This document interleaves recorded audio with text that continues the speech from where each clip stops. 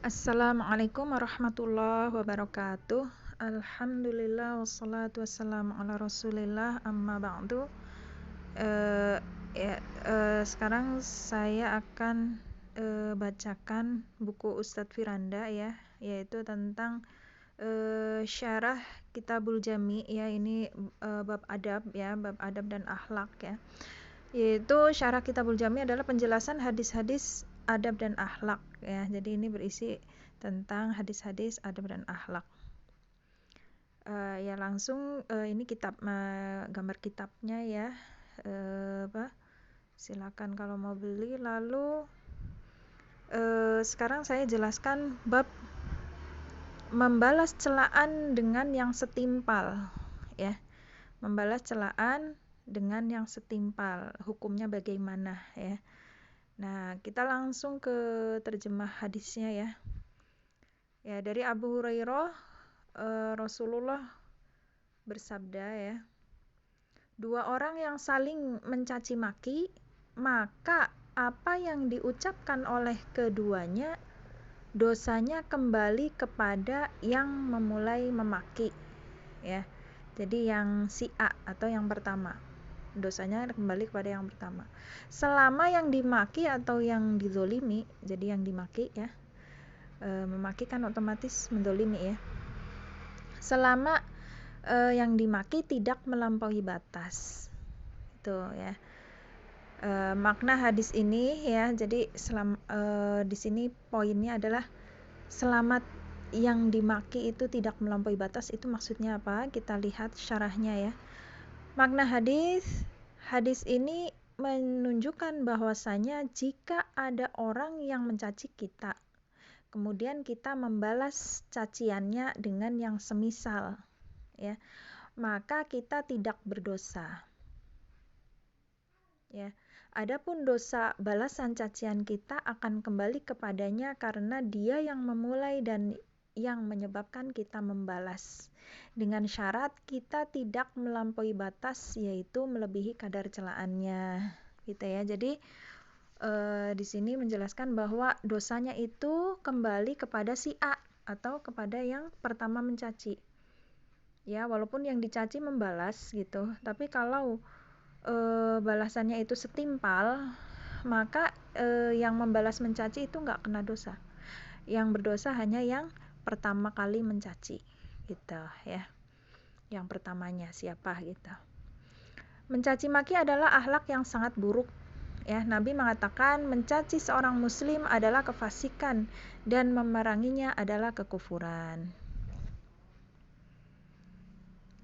Lalu yang dimaksud dengan cacian adalah perkataan yang buruk atau keji ya, yang kita lemparkan kepada saudara kita sesama muslim.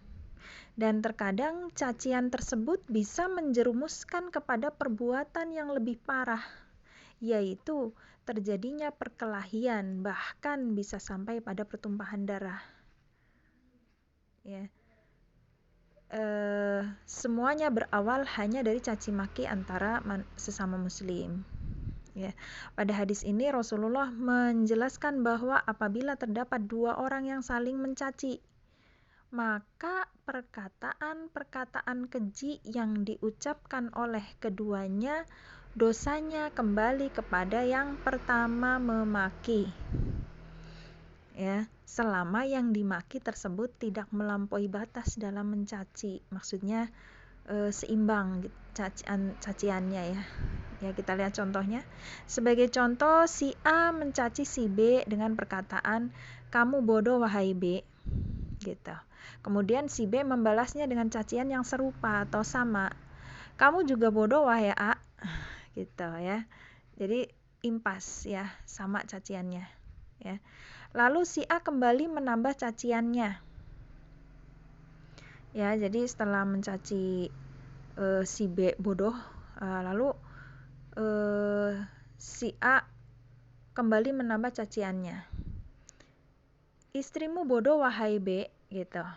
Lalu si B kembali membalasnya, "Istrimu juga bodoh wahai A." ya. Maka semua dosa cacian ini kembali kepada si A ya, karena dialah yang telah memulai melemparkan kata-kata keji tersebut sehingga ia mendapatkan dosa sebab. Ya, jadi penyebabnya siapa duluan nih yang mencaci gitu. Ya, penyebabnya itulah yang jadi sebab itulah, maka dialah yang kena dosanya. Hal ini semisal dengan hadis bahwasanya Rasul bersabda, di antara dosa besar adalah seorang laki-laki memaki kedua orang tuanya. Maka ditanyakan kepada Nabi, apakah ada seorang mencaci maki kedua orang tuanya? Ya. Lalu Rasul bersabda, ya ada. Ada ya seseorang yang mencaci kedua orang tuanya, yaitu apabila apa? Seseorang mencaci ayah orang lain, maka orang lain tersebut kembali mencaci ayahnya. Ya, dan demikian juga ia mencaci maki ibu orang lain, lalu orang lain tersebut mencaci ibunya pula. Ya, jadi secara tidak langsung otomatis orang yang mencaci orang tua orang lain otomatis mencaci orang tuanya sendiri ya. Ya, karena orang lain tersebut membalas ya, mencaci orang tuanya. Karena ia yang menyebabkan saudaranya mencela kedua orang tuanya, maka perbuatannya disandarkan kepadanya karena ia merupakan sebabnya, gitu ya. Namun apabila si A menambah kembali caciannya, nah ini kalau tadi impas ya, sama gitu selevel caciannya. Kalau ini permasalahan kedua adalah menambah cacian ya. Misalnya, bapakmu bodoh wahai B. Si B tidak tahan dan membalasnya. Bapakmu dan ibumu juga bodoh, A, gitu. Jadi ditambahin sama si B dengan kata ibumu. Ya, si A cuman mencela bapaknya, si B mencela bapaknya dan ibunya, gitu. Jadi melampaui batas si B dalam mencela, ya. Pada kondisi ini, dosa semua cacian yang terlontar dari mulut A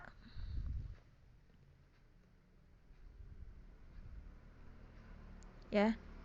Dalam hal ini pada kondisi ini dosa semua cacian yang terlontar dari mulut A dan B tidak kembali kepada A sebagai pihak yang paling pertama memulai cacian. Karena si B sebagai pihak yang dizolimi atau pada awalnya telah melampaui batas melebihi dari apa yang dilontarkan oleh A.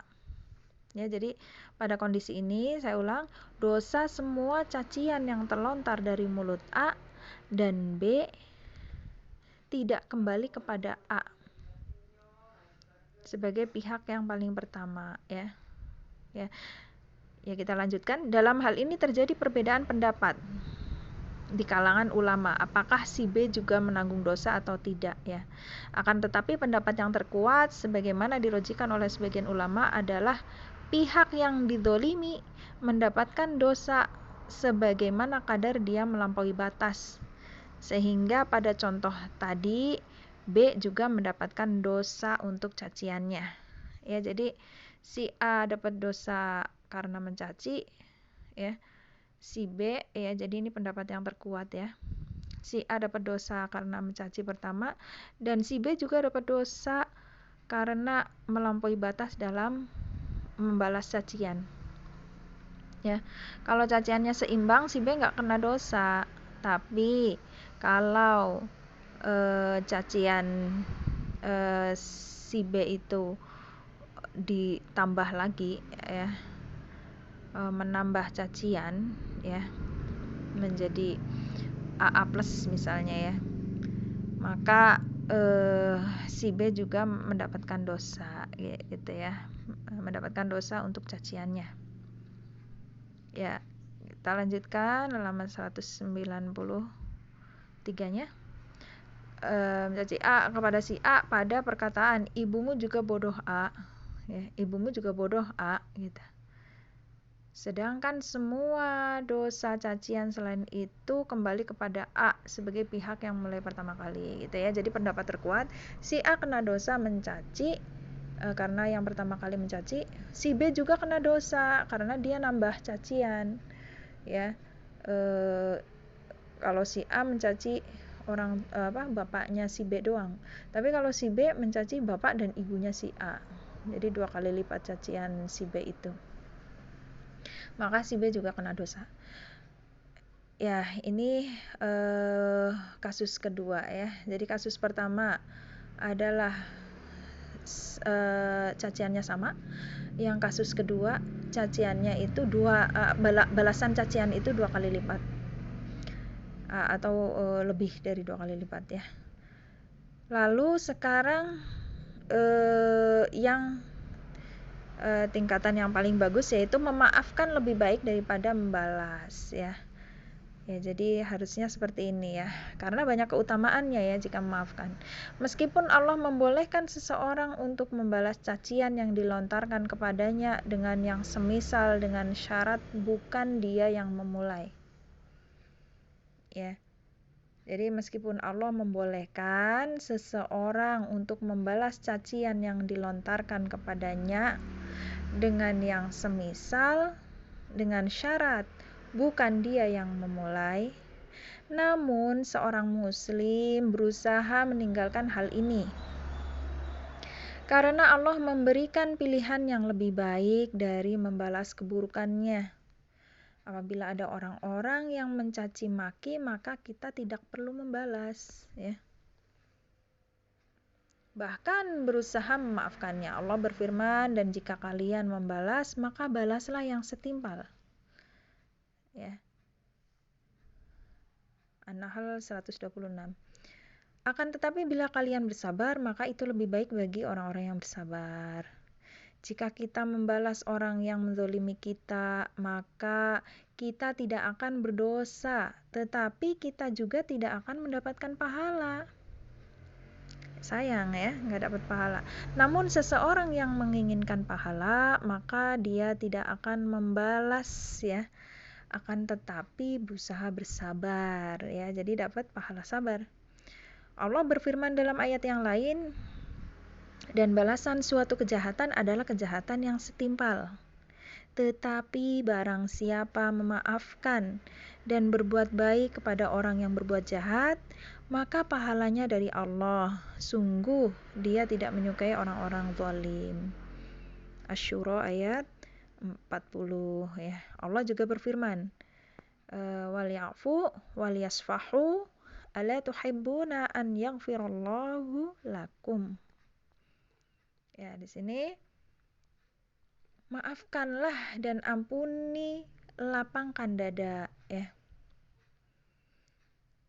Apakah engkau tidak ingin diampuni oleh Allah? Ya, jadi An-Nur ayat 22 di situ keutamaan bagi yang memaafkan adalah diampuni dosa-dosanya. Masya Allah ya, ini keutamaannya sangat besar ya.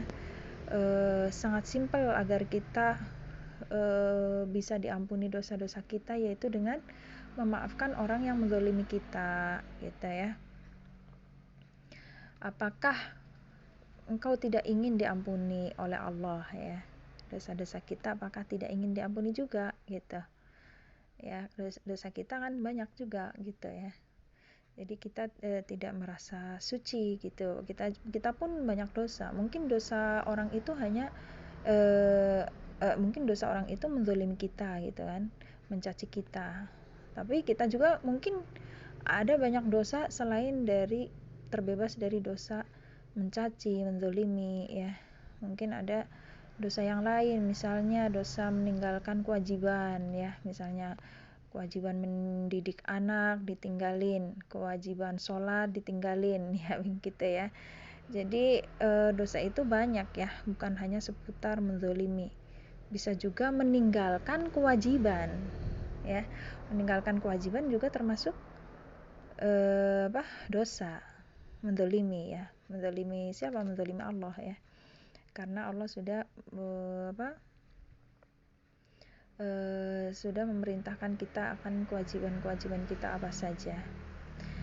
Ya, dalam ayat yang lain Allah juga berfirman, Allah memuji orang-orang yang memaafkan orang lain dan Allah mencintai orang-orang yang berbuat ihsan. Ya, di sini dapat bonus lagi yaitu dicintai Allah ya. Jadi bonusnya berapa?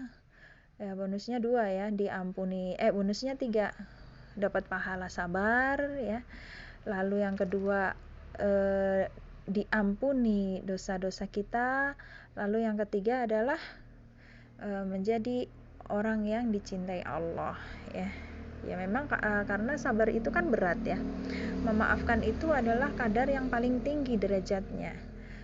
Maka bonus-bonus dari Allah juga besar gitu ya. Ya, sampai dicintai Allah ya. Padahal kita ingin sekali kan gimana caranya dicintai Allah ya. Yaitu dengan bisa dengan jalan ini ya. Allah memberikan kita cinta ya. Kalau kita bersabar dan memaafkan orang yang menzalimi kita. Hendaknya seorang muslim itu menjauhkan lisannya dari mencaci maki dan memilih kata-kata yang baik. Seorang muslim juga hendaknya berakhlak mulia dan menjauhkan dirinya dari kata-kata yang buruk. Apabila dia bertemu dengan orang yang memiliki kata-kata yang buruk, hendaknya tidak meladeninya. Ya, nggak usah diladenin ya kalau ada orang yang sifatnya buruk gitu. Dan berusaha menjauh darinya ya, karena bergaul dengannya akan mempengaruhinya ya. Jadi tidak usah meladeni orang yang zalim atau orang yang sifatnya buruk ya, berakhlak buruk.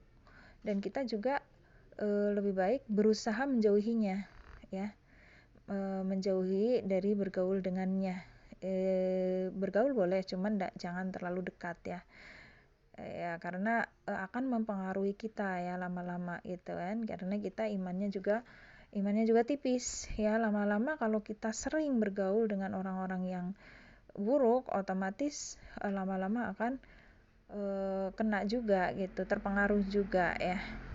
Ya, semoga Allah menghiasi lisan-lisan kita dengan kata-kata yang indah ya terhadap sesama muslim dan menjauhkan kita dari kata-kata yang buruk. Masya Allah ya, ini faedah yang sangat bagus sekali ya di buku ini ya. Jadi kesimpulannya ada 3 poin, yaitu 1, kasus apabila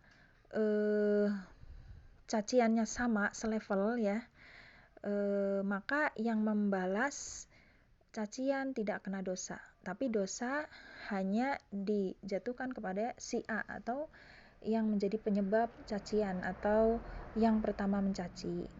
Lalu kasus kedua adalah apabila si B ya atau yang dicaci itu membalas dengan 2 kali lipat cacian ya, lebih dari si A, maka dua-duanya kena dosanya, baik A dan B. Si A kena dosa sebab atau yang menjadi penyebab cacian atau yang pertama mencaci. Si B juga kena dosa karena dia melampaui batas dalam mencaci ya, 2 kali lipat atau lebih ya dalam mencaci gitu. Ya, lalu kasus ketiga adalah bagaimana menyikapinya, yaitu yang terbaik ya dan penuh dengan bonus-bonus dari Allah adalah memaafkan ya, bersabar dan memaafkan. Ya, karena keutamannya di situ sangat besar, yaitu yang pertama keutamaan pahala sabar ya, sangat besar kan pahala bagi orang yang sabar ya, bighairi hisab ya, tanpa hisab, tidak terhitung gitu pahala sabar itu. Yang kedua adalah akan diampuni dosa-dosa kita kalau kita memaafkan orang lain ya.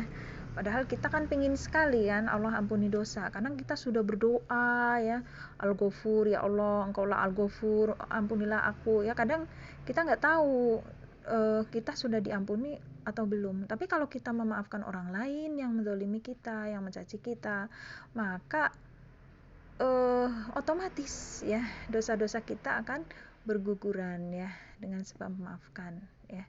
Jadi kalau ini positif gitu, positif diampuni itu ya. Ya kita kan cari yang positif. Kalau doa kan kadang kita ini diampuni enggak ya, kita nggak tahu tuh diampuni enggak atau sama Allah gitu kan, belum tentu diampuni kan ya, karena hanya sebatas doa ya. Tapi kalau dengan amalan langsung, dengan praktek langsung memaafkan ya, ini udah janji dari Allah, yaitu akan diampuni gitu ya, janji udah pasti ya, ini yang sesuatu yang pasti ya. Lalu berikutnya adalah orang yang bersabar dan memaafkan juga akan dicintai Allah ya. Ya, kalau kita ingin dicintai Allah ya, kan banyak sekali bonus ya. Kalau kita dicintai Allah itu doa kita akan dikabulkan ya, akan dijaga Allah dunia akhirat ya, seperti itu ya. Jadi masya Allah ya, bonusnya sangat banyak untuk orang yang memaafkan ya. Jadi kita nggak rugi kok, kita nggak rugi kalau memaafkan orang lain ya. Bahkan kita dapat 3 bonus di sini ya, diampuni, dapat pahala sabar, dan dicintai Allah ya. Ya, mungkin kita dulu merasa kalau kita mengalah, kita bersabar, kita memaafkan itu kok kayaknya akan dizolimi terus gitu. Enggak ya, enggak seperti itu ya.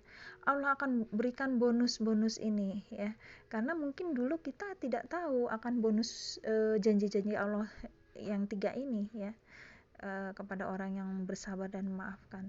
Tapi kalau kita sekarang udah tahu ya, ada 3 bonus, masya Allah ya, bonus bahagia dunia akhirat ini, diampuni dosa, dicintai Allah ya, ini udah bonus kebahagiaan dunia akhirat untuk kita ya. Pasti kita akan diberikan kelapangan hati ya, kalau kita memaafkan akan diberikan bonus bahagia ya, karena Allah lah yang memberikan kita bahagia ya. Ya, kita saja sudah memberikan kebahagiaan kepada orang yang menzalimi kita, yaitu mereka bahagia karena kita nggak membalas ya, karena kita memaafkan ya gitu. Karena kan ada orang yang menzalimi akhirnya dibalas, akhirnya yang menzalimi juga sakit hati. Tapi kalau kita maafkan, mereka juga akan sadar ya, akan dapat hidayah gitu kan, dan mereka juga nggak sakit hati ya. Nah, kita sudah memberikan kebahagiaan untuk mereka, apalagi dengan kita yang telah memberikan kebahagiaan kepada mereka, otomatis Allah akan balas ya, akan balas orang yang berbuat baik ya, seperti itu. Pasti kita akan diberikan kebahagiaan oleh Allah, yakin itu ya, harus yakin dengan semua janji-janji Allah ini. Barakallahu fikum. Kita tutup. Subhanakallahumma wa bihamdika asyhadu an la ilaha illa anta astaghfiruka wa atubu ilaik. Assalamualaikum warahmatullahi wabarakatuh.